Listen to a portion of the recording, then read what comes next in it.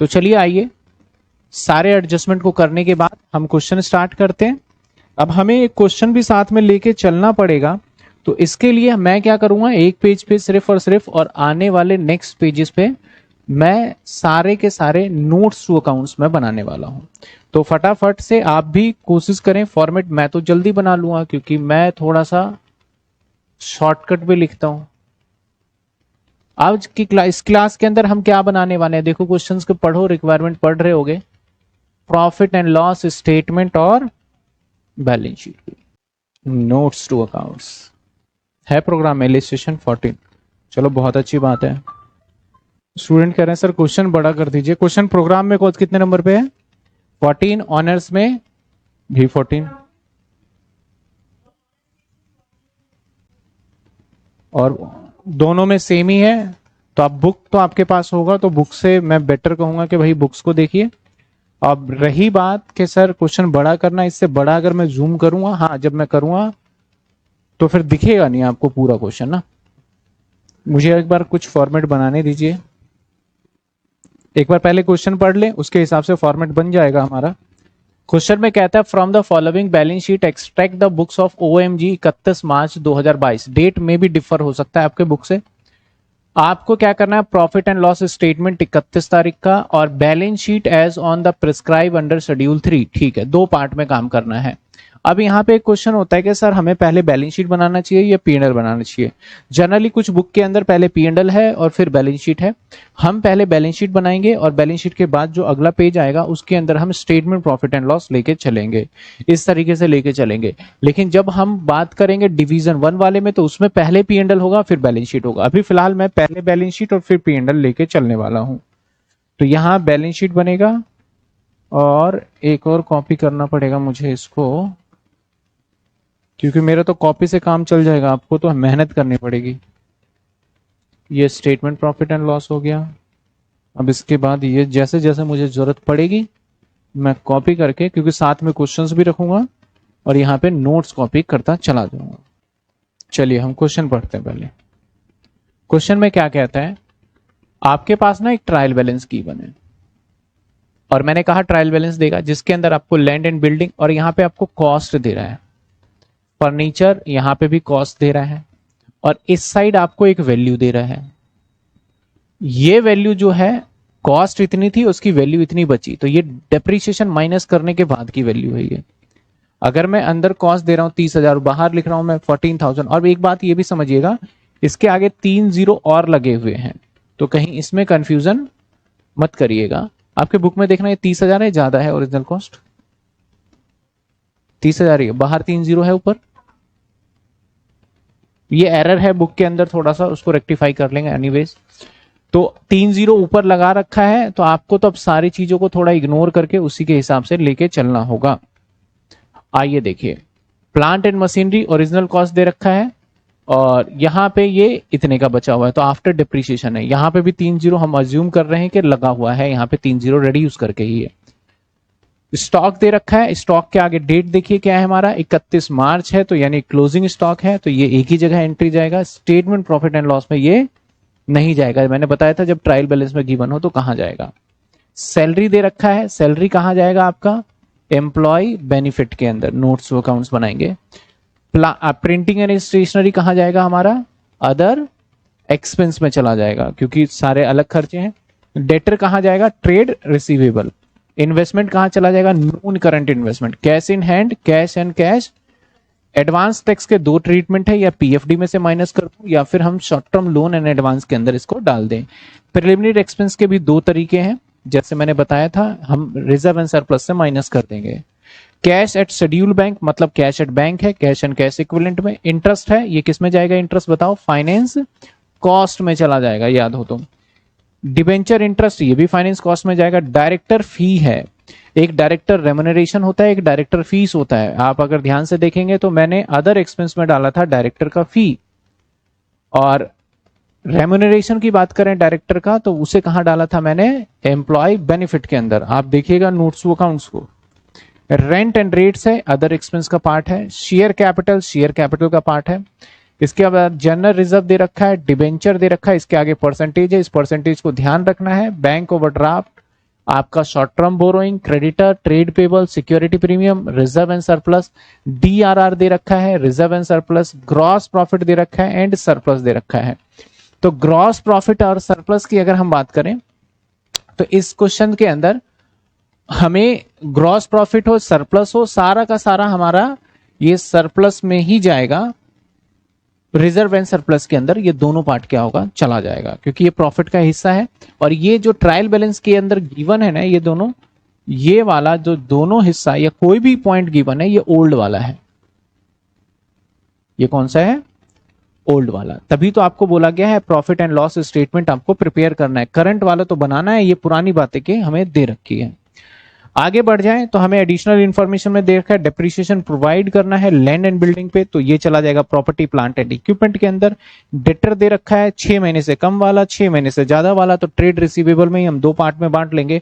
Authorise capital, यहां ध्यान दीजिएगा, ऑथराइज कैपिटल कितने नंबर दे रहा है, ये 10 लाख, और कितने का एक है, 100 रुपए का। तो 10 लाख इंटू 100 करने के बजाय आप 3 जीरो तो हटा ही दीजिए। तो 3 जीरो अगर आप हटा देते हैं, क्योंकि 3 जीरो ऊपर पहले से लगा हुआ है, तो आपका हो जाता है ये 1100, 1 लाख। कितने हो गए इक्विटी, 1 लाख रुपए का। यहां पे शेयर कैपिटल हमें 2 लाख रुपए का दिख रहा है, तो 1 लाख का तो ये हो गया। आगे कहता है 40,000 ये और 50 रुपए का ये, 4 लाख और 50,000, 3 जीरो हटा दे तो हमारा बन जाता है ये। मैं दोबारा समझा दूं, यहां पे कंफ्यूजन हो जाएगा स्टूडेंट को, कि आपका ये जो है, अगर नंबर पहले काउंट करो, नंबर अमाउंट के टर्म्स में, तो पहले मैं आपको इधर इक्विटी शेयर कैपिटल करके दिखाता हूं। कितने हैं, 1 लाख, 10 लाख है ना, 10 लाख इंटू में 100, तो कितने बनेंगे, और 2 जीरो और लग जाएंगे, है ना। इसमें से 3 जीरो को हमें हटा देना है, क्योंकि हम ऊपर 3 जीरो ऑलरेडी लेके चल रहे हैं कि भैया इसमें 3 जीरो है, लेकिन डिजिट ना बढ़ाने के लिए ऊपर हमने लिख दिया है। तो ये बचा हमारे पास कितने का, 1 लाख का। ऐसे ही हम आ जाते हैं सर इक्विटी शेयर के बाद ईच विच, अब कहता है आगे कि ये क्या था हमारा, ऑथराइज कैपिटल था। क्या था, देखिए, द ऑथराइज कैपिटल था इतने का, जिसमें से विच हमने इतने इशू किए। कितने इशू कर रखे हैं हमने, 4 लाख, और कितने का एक, 50 पर शेयर कॉल्ड अप है। पेड अप कितना है I don't know, called up कितना है हमारा, 50 है। तो कितने होंगे,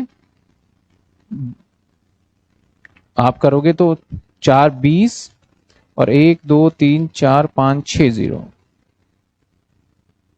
अब इसमें से 3 जीरो हटा देंगे तो कितना बचेगा हमारा,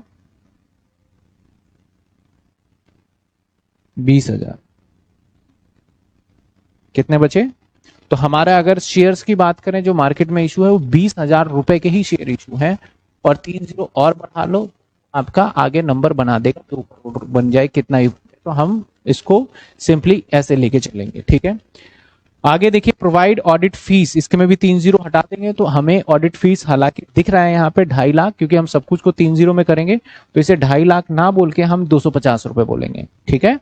यहाँ पे सेम बोल रहा है आपको, provision for tax 2 lakh, 24 lakh है, तो इसको 24 लाख ना बोल के हम सिंपल 2400 बोल लेंगे। आप पहले डेटा को सिंप्लीफाई कर लेते हो, फिर हमारे लिए आसान हो जाएगा काम।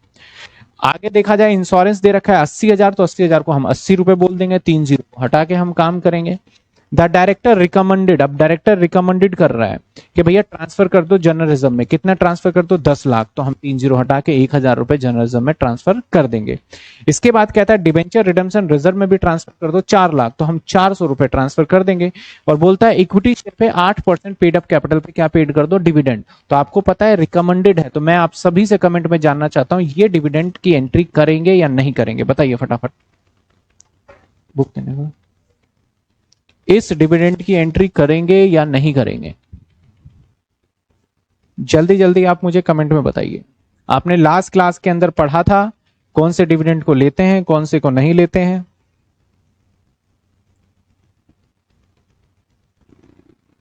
बताइए, लाइव में बच्चे हैं आप, अपना जब तक नहीं, ये चैप्टर आपके लिए मुश्किल हो जाएगा, फिर ध्यान रखिएगा।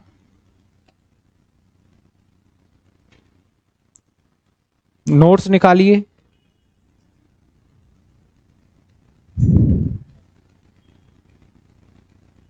परमजीत सिंह का कहना है नो, और भी बच्चे जवाब दें, कुछ अलग जवाब भी हो सकता है। ओनली फाइनल एंड पेड, बिल्कुल ये नहीं जाएगा आपका। काफी स्टूडेंट है, सिर्फ 2 स्टूडेंट, बाकी स्टूडेंट को भी जवाब देना कंसिडर, वो भी पेड वाला अमाउंट है। विल कंसिडर, आप कंसिडर करेंगे तो उसके लिए नोट देना पड़ेगा, हालांकि यहाँ पे कुछ भी क्लियरली नहीं बोला है, दैट्स वाई हम नहीं लेने वाले हैं।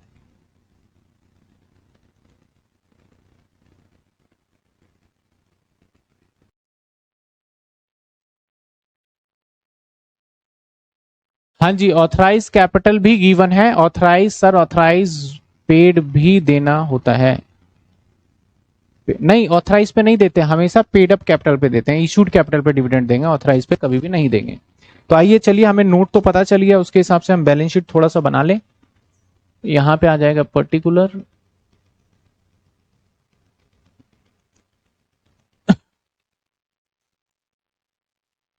और यहां बैलेंस शीट,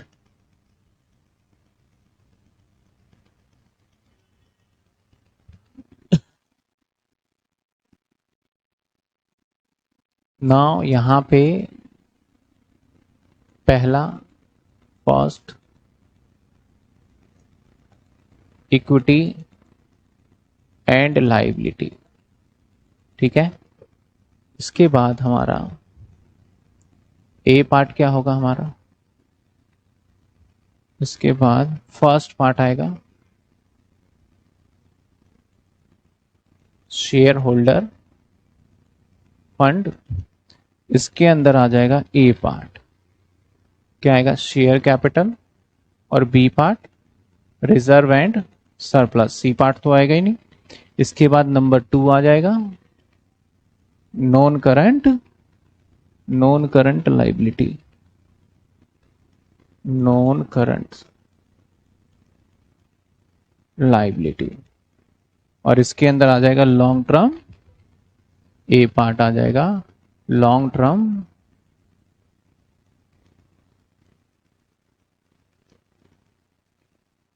बोरोइंग, ठीक है। इसके बाद सेकंड के बाद आते हैं हम, अब यहां पे अदर वाला कोई पार्ट ही नहीं है क्वेश्चंस के अंदर, मैंने जैसे पढ़ा, तो यहां नहीं कंसीडर करेंगे, सीधा हम थर्ड पार्ट पे आ जाएंगे, दैट इज करंट लाइबिलिटी। लेकिन फिर भी जब आप एग्जाम में करेंगे तो एक लाइन का मार्जिन दे के चलिएगा, शायद हमसे पढ़ते हुए छूट गया हो, बाद में आए तो हम वहां एडजस्ट कर दें, एक एक लाइन हर किसी नोट के नीचे मार्जिन दीजिएगा। करंट लाइबिलिटी के अंदर हमारा फर्स्ट पार्ट आ जाएगा ए पार्ट, बिल्कुल है, ये हमारा ओवरड्राफ्ट था। बी पार्ट आ जाएगा ट्रेड पेबल भी है। सी पार्ट आ जाएगा अदर करंट लाइबिलिटी, और डी पार्ट आ जाएगा शॉर्ट टर्म प्रोविजन, ये भी है हमारा, पूरा लिख देता हूं एसटीपी को, शॉर्ट टर्म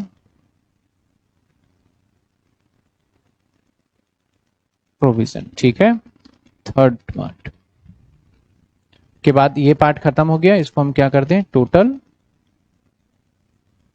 एसेट्स में आ जाते हैं। अब सेकेंड नोट, एसेट, पहले सिर्फ एसेट, अब एसेट्स के अंदर आएगा हमारा non current assets, first part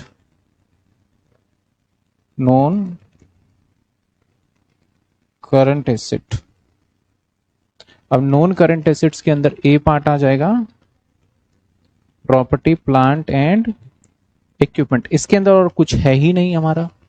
अब एक आ जाएगा इन्वेस्टमेंट, बी पार्ट इन्वेस्टमेंट रख देते हैं, नॉन करंट इन्वेस्टमेंट, ठीक है, खत्म ये पार्ट। अब दूसरे पार्ट पे आ जाए, क्योंकि हमारा गुडविल वगैरह है नहीं। दूसरा क्या,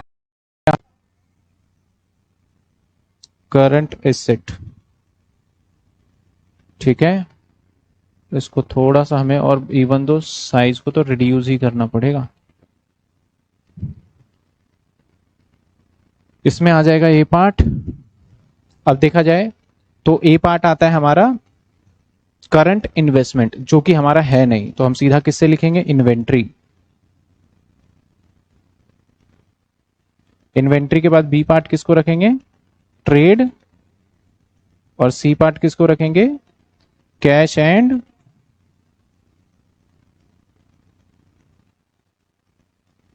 इक्विपमेंट। मैं इसको बाद में अभी थोड़ा सा जूम कर दूंगा, पहले मैं एडजस्टमेंट कर लूं ये सारा। इसके बाद डी पार्ट किस में रखेंगे, short term, loan and advance, और ई पार्ट किस में रखेंगे हम, अदर करंट एसेट्स के अंदर डाल देंगे। ठीक है, मैं आपके लिए इस क्वेश्चन को थोड़ा सा जूम कर देते हैं।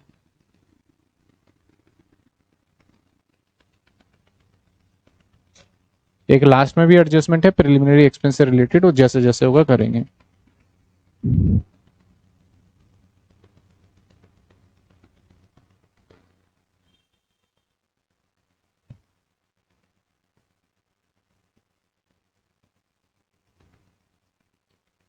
चलिए,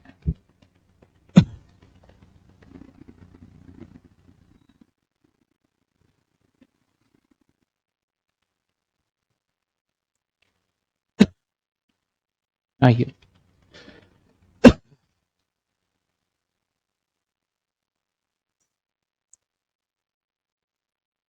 हम एक एक करके, मैं इसे इरेज कर रहा हूं और एक एक करके इंफॉर्मेशन को पुट करते जाएंगे। जिसके लिए नोट की जरूरत होगी नोट बनाएंगे।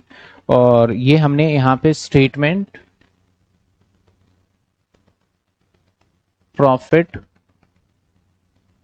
एंड लॉस, और यहां for the year ending 31/3, date क्या है हमारा, देखा जाए तो 2022 ये डाल दिया। ठीक है, इसका भी फॉर्मेट बना ही लेते हैं पर्टिकुलर। इसमें इसी में काम टाइम ज्यादा लग जाता है। आपका रोमन में 1, revenue from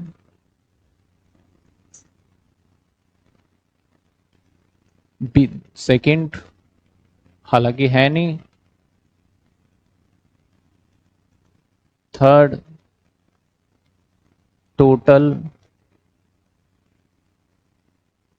fourth expense, fifth a part आ जाएगा, परचेज,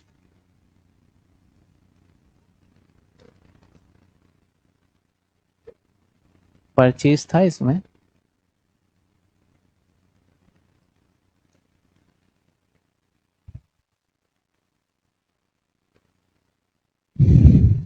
चलिए बी पार्ट, इसके जगह पे हम कंज्यूम भी लिख देते हैं, यहां पे ये यूज हो जाएगा। बी पार्ट क्या आ जाता है, चेंज इन स्टॉक, इन्वेंट्री कर दो, change in inventory, and C part employ benefit ना,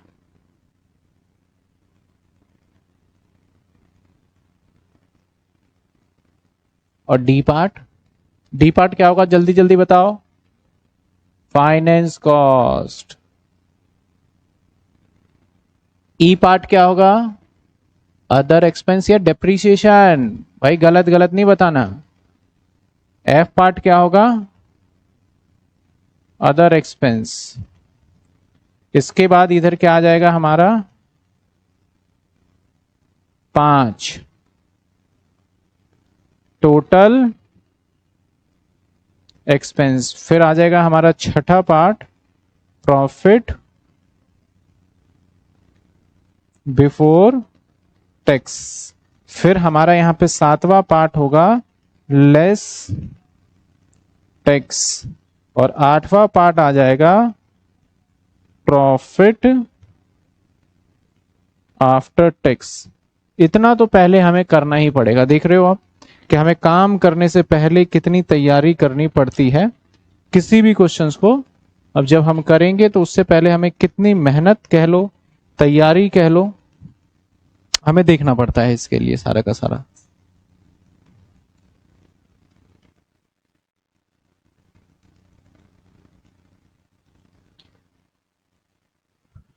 सर ऑथराइज कर पड़े, ठीक है ठीक है ठीक है, विनीत कुमार एम।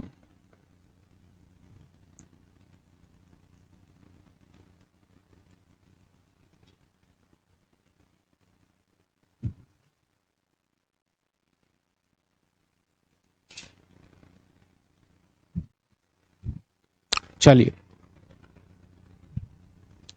अब हम क्वेश्चंस को पढ़ते जाएंगे और करते जाएंगे। मैंने आगे नोट भी बना लिया और बिल्कुल ध्यान से बहुत। अब देखो 1 घंटा हमें लगभग लगभग, थोड़ा लेट भी क्लास स्टार्ट हुआ तो हो गया, इसमें हम आगे तक लेके चलेंगे। और बहुत ही ध्यान से, हमें बहुत जल्दबाजी बिल्कुल नहीं करना। पहला क्वेश्चन है, पहला है हमारा लैंड एंड बिल्डिंग। तो ये PPE property plant and equipment का पार्ट है। तो नोट बना लेते हैं, बना रखा है हमने नोट। ये किसका है भैया? अच्छा ये एक्स्ट्रा हो गया, ये एक्स्ट्रा हो गया, डिलीट मारो। इस पेज को डिलीट मारो, पेज को क्यों, इस पेज को बाद में ले जाओ।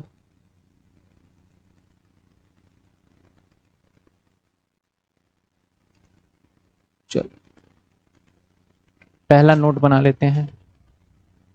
नोट लिखेंगे और नंबर लिखेंगे क्या? नहीं, पीपीई। सबसे पहला क्या था हमारा? Land and building. मैं इसलिए सामने क्वेश्चन रख दिया है मैंने, ताकि हमें पीछे ना जाना पड़े, ठीक है ना। लैंड एंड बिल्डिंग, ये लो लैंड एंड बिल्डिंग हो गया कितने का? 14,000।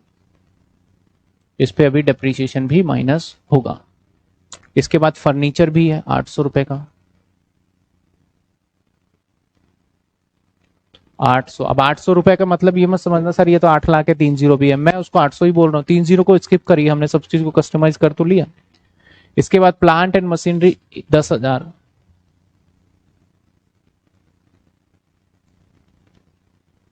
हम पहले ये करेंगे, बाद में एडजस्टमेंट पढ़ेंगे, ठीक है। इसके बाद स्टॉक दे रखा है, स्टॉक में हमारा कोई एडजस्टमेंट ही नहीं बनता, तो हम क्या करेंगे, डायरेक्टली स्टॉक को लिख देंगे इन्वेंट्री के सेक्शन में जाके। तो बैलेंस शीट पे आ जाते हैं, डायरेक्ट मैं इन्वेंट्री के आगे लिख रहा हूं, दैट इज कितने? 12,800। ये स्टॉक भी हो गया, ऊपर की 3 चीजें भी हो चुकी हैं और स्टॉक भी हो गया। सैलरी कहां जाएगा? एम्प्लॉय बेनिफिट के अंदर। तो चलो एक नोट बना लो एम्प्लॉय बेनिफिट का। हाँ हम ये जरूर कोशिश करते हैं कि ना आप पी एंड एल के नोट थोड़े से अलग रखें और इसके अलग रखें। बाकी आप एक साथ भी कर दोगे तो कोई दिक्कत नहीं है। क्या आएगा? आप, मैं यहाँ पे एम्प्लॉय बेनिफिट लिख देता हूँ नोट के लिए। जैसे जैसे क्वेश्चन में मिलता जाएगा मैं करता जाऊंगा, क्योंकि मुझे आपको एग्जाम के अंदर कंफर्टेबल लेके आना है। तो यहाँ पे आ गया एम्प्लॉय, एम्प्लॉय बेनिफिट। हालांकि है कुछ नहीं ज्यादा।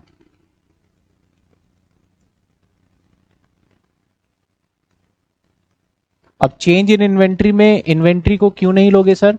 क्योंकि क्लोजिंग जब ट्रायल बैलेंस में होता है तो आप नोट देखो कहां लिखवाया था, सिर्फ और सिर्फ बैलेंस शीट में। अगर एडजस्टमेंट में होता तो डेफिनेटली चेंज इन इन्वेंट्री में भी आता। एडजस्टमेंट में क्यों नहीं है मैं अभी बताऊंगा। अभी सैलरी लिख लेते हैं। सैलरी कितना है सर? 800 रुपए। 800 रुपए। इसके ऊपर एक एडजस्टमेंट भी शायद से मैंने देखा, ऑडिट फीस प्रोविजन इंश्योरेंस, है ही नहीं कोई एडजस्टमेंट। चलो एनीवेज लिख लिया है मैंने, नोट बन गया तो अब बन गया नोट। आगे आ जाते हैं, सैलरी भी हो गया। इसके बाद प्रिंटिंग एंड स्टेशनरी, ये किसका पार्ट है? Other expense. याद रखना अदर एक्सपेंस का सबसे बड़ा पार्ट बनता है, मैं यहां लिख लेता हूं नोट, अदर एक्सपेंस सबसे बड़ा रहेगा, अदर एक्सपेंस। और एक रिजर्व एंड सरप्लस, हमारे क्वेश्चन में इतना नहीं है, इतने में आ जाएगा, लेकिन एग्जाम में एक पेज लेके चलना पूरा। तो यहां पे प्रिंटिंग,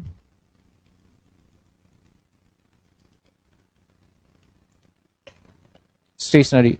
क्या प्रिंटिंग और अगर स्टेशनरी पे कोई आपको यहां एडजस्टमेंट दिखता हो तो आप उसे अंदर रखिएगा, अदरवाइज आप कहां रखिएगा, इसको बाहर रख लीजिएगा। मेरे पास यहाँ पे ना थोड़ा सा नोट के साथ साथ ना एक लाइन एक्स्ट्रा बन गया है, तो क्या करे जाए। चलो कोई नहीं, काम आ जाएगा। एक लाइन हम इधर इधर यूज कर लेंगे, बाकी छोड़ देंगे। तो प्रिंटिंग एंड स्टेशनरी कितने का है? 120 रुपए। तो हम सीधा अमाउंट वाले कॉलम में लिख लेते हैं 120। नोट का एक एक्स्ट्रा बन गया है, इसको ऐसे हटा दिया जाए। चलो हटो, खत्म कहानी। ठीक है, यहां भी हटाओ, आगे कॉपी करेंगे तो हम कर लेंगे इसको। सर ऊपर क्यों नहीं किया? क्योंकि मुझे पता है थोड़ा जगह ज्यादा चाहिए मुझे, नीचे तो मैं ले जा सकता हूं, ऊपर नहीं ले जा सकता। डेटर कहां जाएगा? ट्रेड रिसीवेबल, नोट में ही आएगा।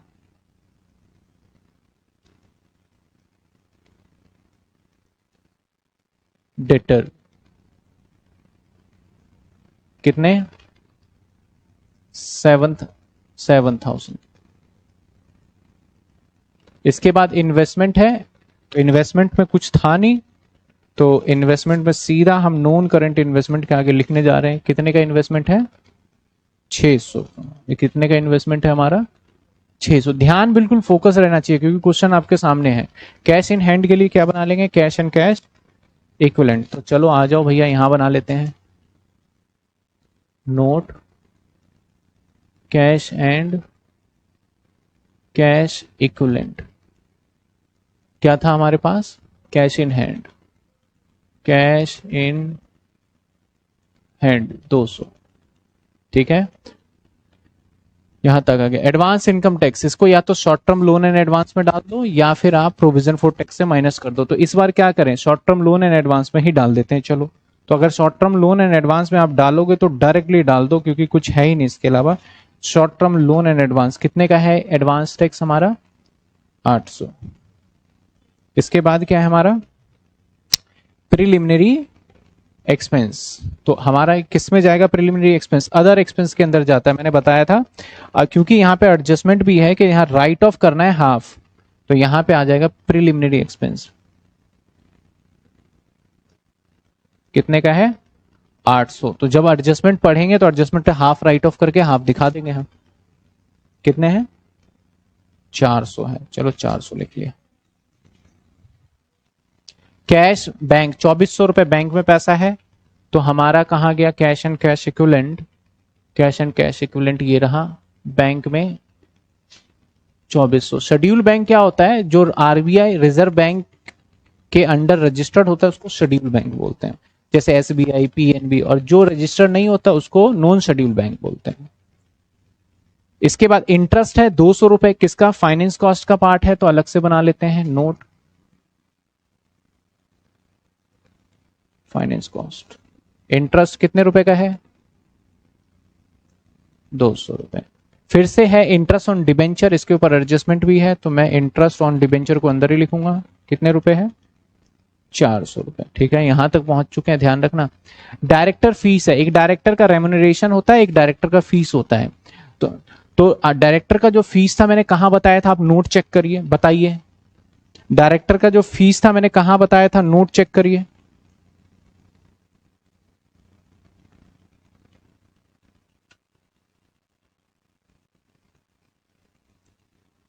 कहां बताया था? अदर एक्सपेंस में।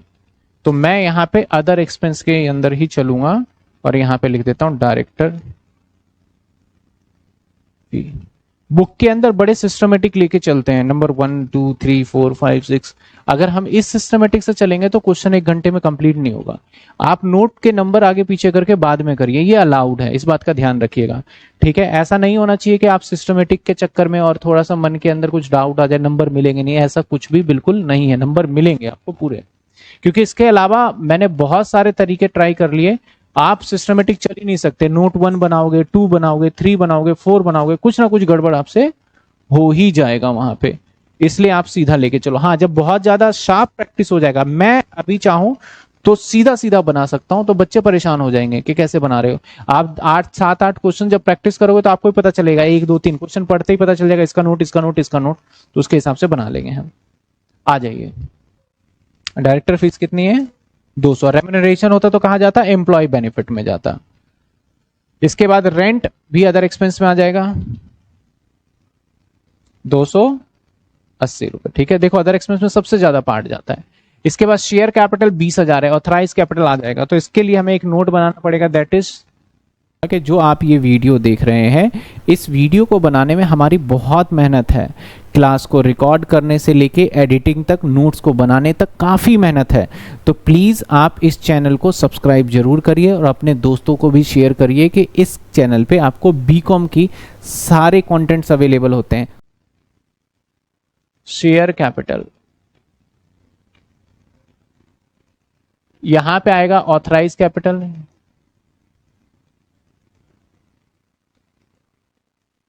ठीक है, ऑथराइज कैपिटल सीधा सीधा कुछ भी नहीं बोलता। क्वेश्चन यहाँ कैपिटल में दे तो रहा है हमें कितना, 20,000 रुपए दे रहा है, और यहां पे हमें ऑथराइज कैपिटल नीचे देता है 10 लाख। तो इसको समझाने के लिए मैंने क्या कहा था कि भैया 10 लाख नंबर है, देखो 6 जीरो हो गए, मल्टीप्लाई एक शेयर कितने का है, 100 का, तो कितने हो गए, 8 जीरो हो गए। तो अगर हम अमाउंट के टर्म्स में बात करें तो ये हो गया, अगर आप रुपीस में बात करेंगे तो 10 लाख करोड़, 10 करोड़ रुपए बनते हैं ये। 10 करोड़ में से क्योंकि 3 जीरो सब में हटाना है, तो अगर मैं 3 जीरो हटा दूं यहां से तो ये बन जाता है 1 2 3 4 5, तो 1 लाख बनता है। तो मैं ऑथराइज कैपिटल के जगह पे यहां पे 3 जीरो लगा दूंगा और यहां कितना लिखूंगा मैं, 1 लाख। और ऑथराइज कैपिटल के अंदर हमारा इक्विटी शेयर कैपिटल आ जाएगा। थोड़ा इसे नीचे कर देंगे, 1 लाख, और ये 1 लाख आ गया। इसके बाद issued and subscribe, issued and subscribe, और फुल्ली पेड अप नहीं होगा, but not fully paid up.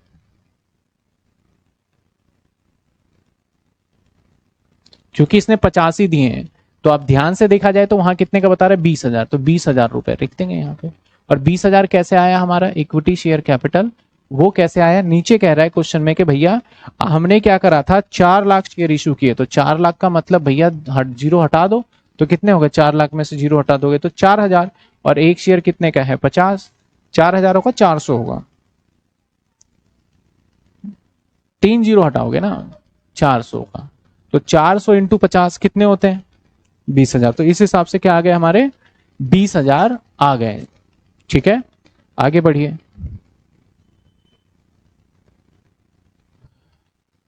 General reserve कहां जाएगा, रिजर्व एंड सरप्लस। इसके लिए स्पेशली मैं सबसे बड़ा नोट बनाना चाहूंगा रिजर्व एंड सरप्लस का।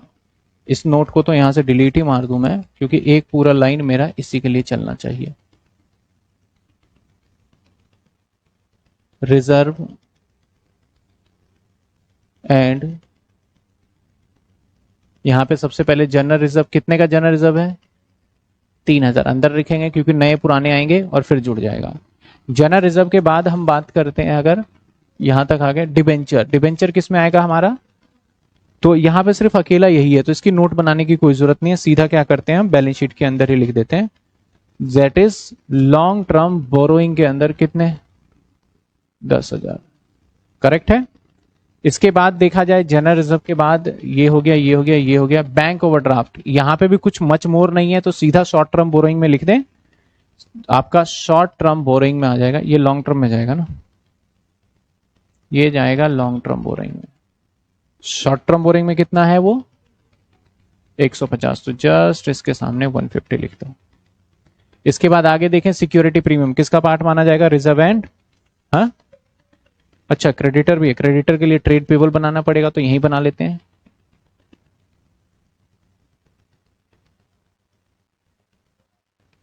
क्रेडिटर, हालांकि जरूरत नहीं थी लेकिन मैंने बना लिया।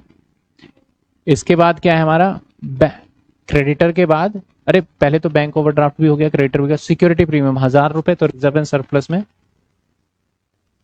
समझ रहे हो। इसके बाद क्या दे रखा है, सिक्योरिटी प्रीमियम के बाद डिबेंचर रिडेम्पशन रिजर्व 4,000। अब यहां पे ध्यान रखना, यहां पे ग्रॉस प्रॉफिट दे रखा है, तो ग्रॉस प्रॉफिट कब निकलता है, आप ध्यान से फोकस से सोचो। जब हम अपना ट्रेडिंग और पीएनएल बनाते हैं, तो ट्रेडिंग के हिस्से में क्या निकलता है हमारा, जीपी निकलता है ना, ट्रेडिंग में। तो ट्रेडिंग में हमारा सेल भी आ गया, परचेज भी आ गया, ईच एंड एवरीथिंग आ गया, सब कुछ निकालने के बाद प्रॉफिट निकलता है। तो जो ये ग्रॉस प्रॉफिट निकलता है, इसको हम यहां पे अदर रेवेन्यू फ्रॉम ऑपरेशन मान लेते हैं, क्योंकि नेट प्रॉफिट ही है सेल वगैरह करके, तो इसको क्या मान लेंगे हम, रेवेन्यू फ्रॉम ऑपरेशन। तो सीधा सीधा हम जाएंगे नोट में और रेवेन्यू फ्रॉम ऑपरेशन के आगे हम लिख लेंगे जो कि है हमारा कितना 10,400, 30 ऊपर भी लगा लो, ठीक है। इसके बाद सरप्लस, ये पुराने वाला सरप्लस है तो रिजर्व एंड सरप्लस के अंदर जाओगे, और क्योंकि ये पुराने वाला सरप्लस है तो यहां पे ओल्ड लिख देता हूं सरप्लस। कितने का है 850 का। नाउ आगे हम बढ़े तो कहता है डेप्रीशिएशन प्रोवाइड करो लैंड एंड बिल्डिंग 5%। अब देखो यहां पे मुद्दे की बात क्या कहता है भैया, बोलता है यहां एसएलएम लगाना, और बोलता है furniture and plant and machinery पे डब्ल्यूडीबी लगाना। तो मैं अगर आपको समझाऊं थोड़ा, मतलब कि प्लांट एंड मशीनरी पे देखो एसएलएम क्या होता है। एसएलएम स्ट्रेट लाइन मेथड, अगर मैं बोलूं कि मैंने एक प्लांट खरीदा 5 लाख रुपए का और इसके ऊपर अब तक डेप्रीशिएशन जो लग चुका है 1 लाख का, तो मेरे पास जो बैलेंस बचा वो बचा 4 लाख का। तो अगर एसएलएम मेथड फॉलो करते हो तो आपको 4 लाख रुपए पे डेप्रीशिएशन नहीं चार्ज करना होगा, आपको किस पे चार्ज करना पड़ेगा 5 लाख पे, ओरिजिनल कॉस्ट पे चार्ज करना पड़ेगा। दैट इज अगर 10% बोल रहा हूं तो मैं इसके ऊपर लगाऊंगा 50,000। क्या ये क्लियर है आपको? और अगर मैं डब्ल्यूडीबी बोलता हूं तो मैं किस पे डेप्रीशिएशन चार्ज करूंगा। दैट्स वाई हर क्वेश्चन में कॉस्ट भी दे रखा है, क्योंकि क्वेश्चन क्या कह रहा है भैया आपको डेप्रीशिएशन लगाना है। चलो मैं प्लांट प्रॉपर्टी प्लांट पीपी पे आ जाता हूं, यहां पे आ जाता हूं, यहीं पे करना है। कहता है डेप्रीशिएशन लैंड एंड बिल्डिंग पे लगाओ 5%। तो लैंड एंड बिल्डिंग का जो ओरिजिनल कॉस्ट है वो कितना है 30,000 है। तो अब लैंड एंड बिल्डिंग पे जब मैं डेप्रीशिएशन लगाऊंगा तो मैं लगाऊंगा 30,000 पे 5%, दैट इज कितना होता है 1,500 रुपए लगाऊंगा। लेकिन कहता है कि फर्नीचर पे एंड प्लांट एंड मशीनरी पे 10% लगाना है डब्ल्यूडीबी बेसिस। तो फर्नीचर पे जब मैं डेप्रीशिएशन लगाऊंगा तो इसी के ऊपर 10% लगा दूंगा, क्योंकि मैंने ये डिजिट जो लिया है ये डिजिट आफ्टर डेप्रीशिएशन वाला है। अंदर कॉस्ट है और बाहर जो दे रखा है कौन सा है आफ्टर डेप्रीशिएशन। तो आफ्टर डेप्रीशिएशन तो डब्ल्यूडीबी तो उसी पे लगेगा। सेम यहां पे अगर मैं डेप्रीशिएशन लगाऊं तो डेप्रीशिएशन किस पे लगेगा, इस पे लगेगा 1,000 रुपए। ये डेप्रीशिएशन लग गया सब पे। और इस सभी डेप्रीशिएशन की हमें एक नोट के अंदर एंट्री करना पड़ेगा। हम क्या करते हैं कि एक और नोट बनाना पड़ेगा, दैट इज डेप्रीशिएशन का नोट। तो डेप्रीशिएशन का नोट हम देखें तो मैं यही बना लेता हूं ताकि मेरे लिए थोड़ा सा इजी हो जाए, क्योंकि 3-4 आइटम जाएंगे।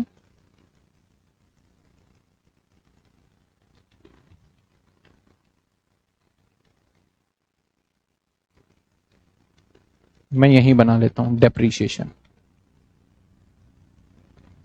और यहां डेप्रीशिएशन का नोट बनाएंगे तो किस पे हमारा लैंड एंड बिल्डिंग पे कितने रुपए 1,500 जो पी एंड एल में जाएगा, और फर्नीचर पे 80 कर देते हैं, और प्लांट एंड मशीनरी पे 1,000। तो देखो डबल एंट्री करके चलना पड़ेगा एडजस्टमेंट का। एक तो मैंने प्लांट एंड मशीन एसेट्स में कर दिया, दूसरा पी एंड एल के नोट के अंदर कर दिया, तो डबल एंट्री कर देंगे। टोटलिंग में तो वहीं पहुंचना है इसे। कहता है डेटर जो हमारा 60 लाख रुपए का, 3 जीरो हटा दो, 6,000 का, less than 6 month old, out of remaining debtor जो कि 5 लाख का है, 500 रुपए का, consider bad which full provision is to be made, जिसके ऊपर हमें पूरा प्रोविजन बनाना पड़ेगा। बेड डेट्स कितना हो गया 500 हो गया हमारा। तो यहां पे 6 महीने की कहानी है, तो ट्रेड रिसीवेबल में जाएंगे तो डेटर के अंदर सबसे माइनस कर देंगे हम पहले बेड डेट्स, कितने 500। देखो यहां 5 लाख है, 3 जीरो हटा दिया 500, तो बच्चे कितने 6500। अब लेस कर दो यहां से, जो कि कितने टाइम का है less than 6 month, less than 6 month, कितने 6,000। तो 500 जो बच गए वो तो बच गए मोर देन 6 मंथ, और लेस देन 6 मंथ जो बचे वो बचे 6,000। ये बस बाइफिकेशन के लिए है और कुछ नहीं है। ये वाले कौन से होंगे मोर देन 6 मंथ, जो यहां से रिजल्ट आया ये मोर देन 6 मंथ, 5,000 लिख दिया मैंने, ये 500 बचेगा, ठीक है। और यहां पे ये 6,000, 6500 टोटल आ जाएगा। एडजस्टमेंट में सिर्फ एक ही एडजस्टमेंट लगा है बेड डेट्स का। बेड डेट्स कहां चला जाता है अदर एक्सपेंस में, तो आइए अदर एक्सपेंस में हम यहां पे लिख लेते हैं बेड डेट्स। कितने रुपए अदर एक्सपेंस में जाएगा 500 रुपए, क्योंकि हर जगह पे हम 3 जीरो लेके चल रहे हैं। हाँ तो अदर एक्सपेंस में आ गया। और क्या लाइबिलिटी कब से होता है एसेट्स होता है ना, तो ट्रेड पेबल रिसीवेबल में डाल दिया मैंने। कहता है ऑडिट फी 2.5 लाख और प्रोविजन फॉर टैक्स 240, यानी ऑडिट फीस जो है आपको प्रोवाइड करना है। कितना प्रोवाइड करना है? 2.5 लाख, 30 हटा दो 250। तो ऑडिट फीस भी कहां जाएगा हमारा? That is part of other expense. मैं कह रहा था अदर एक्सपेंस का मेरे को लगा हो जाएगा, लेकिन बहुत बड़ा जा ही रहा है, तो चलो मैनेज करते हैं। फिर से आ जाएगा हमारा ऑडिट फीस, क्योंकि ये पहले नहीं था अब आया है। कितने रुपए ऑडिट फीस हमारे? 250। तो क्योंकि अभी आया है दैट्स वाई हम इसको कहां दिखाएंगे पता है आपको? इसको हमें दिखाना पड़ेगा जाके अदर लाइबिलिटी में। आउटस्टैंडिंग होगा ना ये, तो क्योंकि अभी आया है, पहले था नहीं, अब प्रोवाइड करना है, तो लाइबिलिटी हो गया, आउटस्टैंडिंग ऑडिट फीस हो गया। ये लो इसके आगे आउटस्टैंडिंग भी लगा देते हैं। तो आउटस्टैंडिंग कहां चला जाता है हमारा? अदर करंट लाइबिलिटी का पार्ट। तो हमें एक अदर करंट लाइबिलिटी का भी पार्ट का नोट बना लेना चाहिए। तो ये लो other current liability, outstanding audit fee कितने रुपए हो गए? 250 था ना, हाँ 250। ठीक है, ये बैलेंस शीट में जाएगा हमारा। तो नोट्स थोड़े से मिक्सअप हो रहे हैं, लेकिन आप ध्यान दोगे तो ज्यादा मेहनत नहीं करनी पड़ेगी, आपका इजीली हो जाएगा। इसके बाद अगले पे चलते हैं। कहता है भैया यहाँ पे प्रोविजन फॉर टैक्स भी 2400 का है, तो प्रोविजन फॉर टैक्स 2400 का है। तो ये जो आपका ये देखते हो ना पी एंड एल के अंदर टैक्स है, कई बार परसेंटेज के टर्म्स में देता है, कई बार अमाउंट। तो सीधा इसने 2400 बता दिया, तो हम यहां लिख देंगे 2400। इसकी डबल एंट्री कहां चले जाएगा? शॉर्ट टर्म प्रोविजन में, क्योंकि अकेला ही ये है, इसके साथ कुछ है नहीं, तो शॉर्ट टर्म प्रोविजन में सीधा मैंने दिखा दिया 2400। ठीक है, आगे आ जाते हैं।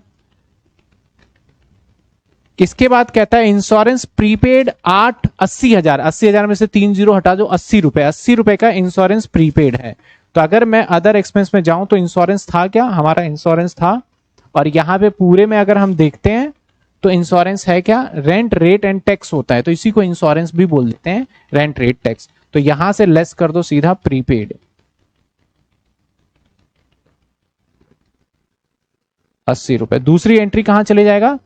अदर करंट एसेट्स में आ जाएगा। तो हमारे पास अदर करंट एसेट्स में ले जाने लायक और कुछ नहीं है, तो मैं डायरेक्टली अदर करंट एसेट्स में लिख दूंगा 80 रुपए। समझे? बिल्कुल ठीक। नाउ कहता है डायरेक्टर ने रिकमेंडेड किया कि जनरल रिजर्व में से आप 10 लाख कर दो। तो भाई रिजर्व एंड सरप्लस के नोट में आ जाओ। रिजर्व एंड सरप्लस के नोट में डायरेक्टर क्या कह रहा है कि आपको 10 लाख भेजना है, तो 3 जीरो हटा दो तो 1000। तो आप क्या करोगे? लेस करोगे। जब भेजना होता है तो लेस जनरल रिजर्व, कितना भेजना है? 1000। और ये वापस से ऐड हो जाएगा यहां पे जनरल रिजर्व में, ऐड न्यू वाला, कितना? 1000। समझे? डबल एंट्री हो रहा है। इसके बाद कहता है भैया डिबेंचर रिडेम्पशन रिजर्व पे भी भेजना है 4 लाख, तो 400 रुपए, तो ये भी लेस कर दो, दैट इज DRR, कितना? 400 रुपए। और ऊपर DRR है, इसमें प्लस कर दो, न्यू वाला DRR है हमारा, कितना? 400 रुपए। आगे कहता है इक्विटी पे 8% पेड अप कैपिटल पे आपको डिविडेंड देना है। तो यहां पे रिकमेंडेशन है, दैट्स वाई अज्यूम करेंगे ये कॉन्टेंजेंट लायबिलिटी है, फाइनल पेड डिविडेंड नहीं है, तो इस वाले पार्ट का कोई एडजस्टमेंट नहीं होने वाला है। समझे बात आप? कोई दिक्कत है यहां पे? क्या चीज?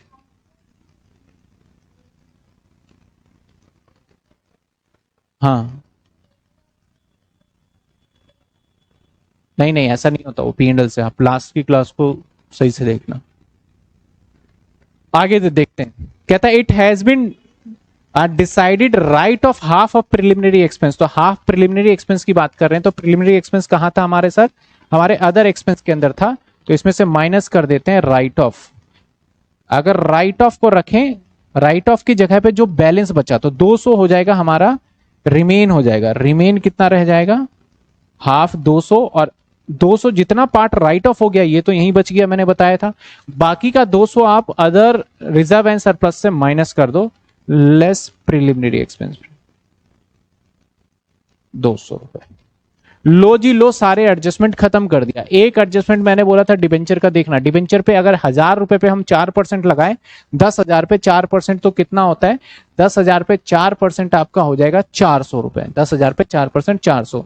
अब आपको चेक करना होगा क्या वाकई में आपने इंटरेस्ट फाइनेंस कॉस्ट में 400 रुपए डिबेंचर पे इंटरेस्ट है? तो जी हाँ, बिल्कुल 400 है। तो यहां कोई आउटस्टैंडिंग वाली बात नहीं होगी तो ये डायरेक्टली आ जाएगा। तो अब टोटलिंग करके इसको हम यहां पे लिख सकते हैं। समझ में आए? अगर ये 300 होता तो 100 रुपए आउटस्टैंडिंग करके हम पहले ऐड करते और फिर इसको हम अदर करंट लाइबिलिटी में भी दिखा देते। ठीक है, क्लियर? यहां तक सभी स्टूडेंट को क्लियर? अब मैं फटाफट से नोट नंबर डाल दूं ताकि मेरे लिए काम आसान हो जाए। इसका नोट बनाया note number 1, reserve and surplus का बनाया नोट नंबर 2, और इसका तो बनाया ही नहीं हमने लॉन्ग टर्म बोरिंग का, शॉर्ट टर्म बोरिंग का भी नहीं बनाया। ट्रेड पेबल का बनाया note number 3, other current liability का हमने डायरेक्ट लिख दिया, नहीं अदर करंट लाइबिलिटी का बनाया है, इसको नीचे ले लो।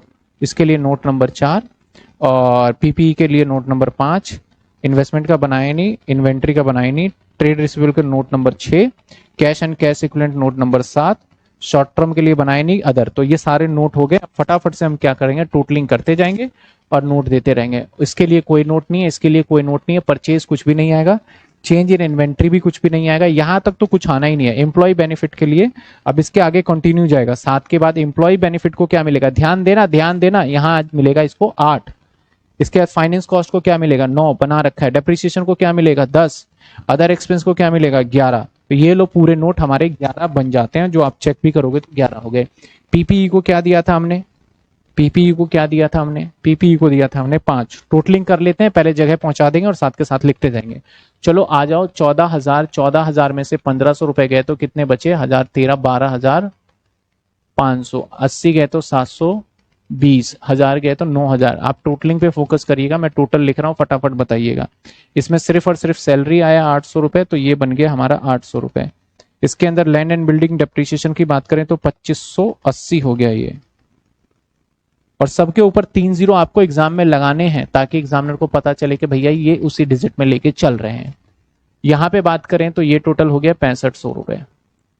यहां की बात करें तो इसका टोटल 200 रुपए और इसका टोटल हमारा हो गया 200 रुपए, और यहाँ पे भी अकेला है तो 200 रुपए।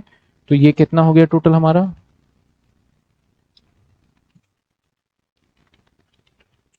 120, 200, 200, 200, 500 और 250, नाउ 1470, 1470। ठीक है, कितने हो गए, 1470। ओके आइए, ये हो गया हमारा 2600, ये हो गया हमारा 600। टोटलिंग तो आसान है इसका। ये हो गया हमारा सिर्फ 20,000, क्योंकि ऊपर का टोटल आएगा नहीं, ये नोट हमने यूज किया नहीं है।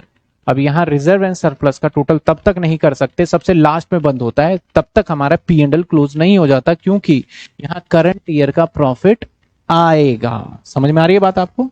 ये सबसे लास्ट में बंद करना है ट्रेड पेबल को, और प्रोविजन फॉर टैक्स का भी लास्ट में बंद करना है अगर अमाउंट ना दे रखा हो। ये आ गया हमारा 1600 और ये आ गया हमारा 250। ठीक है, तो आ जाइए फटाफट से नोटिंग के नंबर डालें। तो हमारा 5 नंबर है पीपीई का, तो यहाँ 5 नंबर डाल देते हैं। और कितना है पीपीई में टोटल, किया क्या 1200,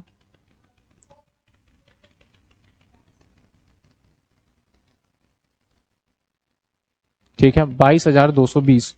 तो आ जाइए यहाँ पे लिख देते हैं 5 नंबर के आगे 0। ठीक है, 5 नंबर के आगे ये लिख दिया। आ जाइए, अगला कौन सा नोट बनाया हमने भैया, अगला बनाया एम्प्लॉय बेनिफिट। एम्प्लॉय बेनिफिट को क्या नंबर दिया है, एम्प्लॉय बेनिफिट को 8 नंबर दिया है, तो यहाँ पे लिख दो 8, और थोड़ा कलर चेंज कर लेते हैं, यहाँ पे लिख दो 8 और 8 पे लिख दो 800।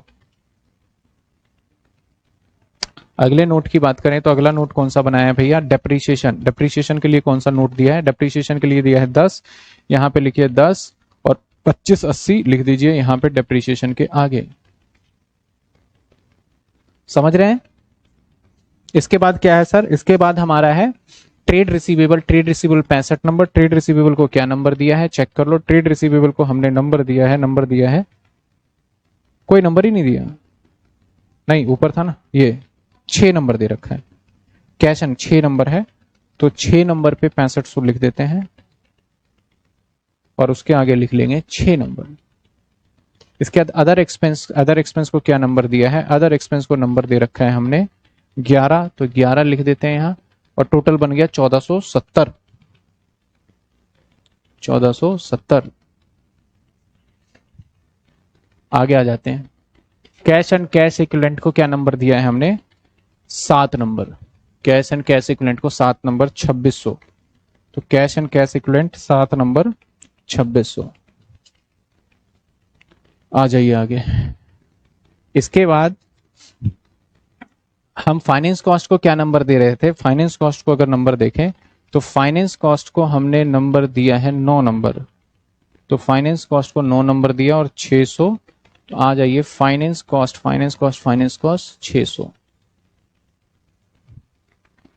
इसके बाद शेयर कैपिटल को 1 नंबर दिया है, दैट इज 20,000।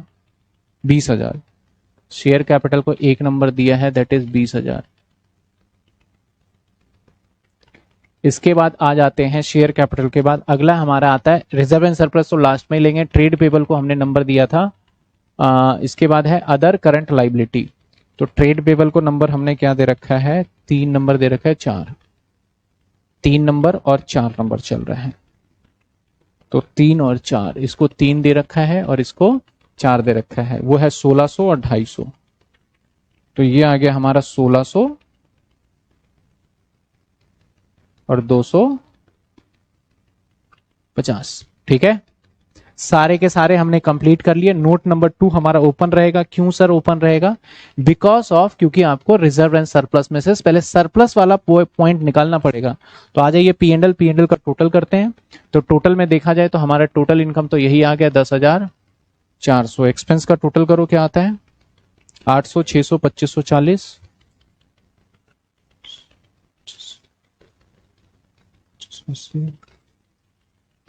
ये 5450 माइनस कर दो इसमें से तो क्या आ जाएगा? 4950। यही आ रहा है, चेक कर लेना आप। और इसमें माइनस कर दो 2400, 2550। ये करंट ईयर का प्रॉफिट क्या हो गया? 2550। तो अब रिजर्व एंड सरप्लस के अंदर हम जाएंगे और यहां पे लिखेंगे करंट ईयर प्रॉफिट कितना? 2550। नाउ इसका टोटलिंग कर लेंगे माइनस करके। तो 850 प्लस 2550 माइनस 1000 माइनस 400 माइनस 200, तो ये 1800 आ गया। अब इसका भी टोटलिंग कर लो। 3000, 1000, 1000, 4000, 400, ये आ गया 9400। दोनों को टोटल कर लेते हो प्लस 1800, तो ये आ गया 11200। क्या समझ रहे हो कैसे मैं कर रहा हूं? लास्ट में नोट। आप इस वीडियो को ना एक बार फिर देखिएगा, टाइम लगे, 1 दिन लग जाए, लेकिन एक बार आप सीख जाएंगे ना तो आप सारे क्वेश्चन अपने आप ही करने लग जाएंगे। एडजस्टमेंट बहुत बड़ा भयंकर एडजस्टमेंट आपने नहीं देखा, जो मैंने कराया वही सारे आपने देखे, एडजस्टमेंट आए भी हैं। लेकिन उन बच्चों के लिए लगेगा हो क्या रहा है और क्या कर रहे हैं, वो एकदम दुनिया से ऐसे लगेगा यार मेरे साथ तो बहुत ज्यादा, एक तरीके से क्या बताऊं मैं, तो उन बच्चों को बहुत ज्यादा ऐसा लगेगा। लेकिन अगर आपने जेन्युइनली जितनी क्लासेस है उसको ध्यान से रजिस्टर पे भी नोट कर लिया तो ऐसी दिक्कत नहीं लगने वाली। तो हमने 11200, कितना आया था रिजर्व एंड सरप्लस का?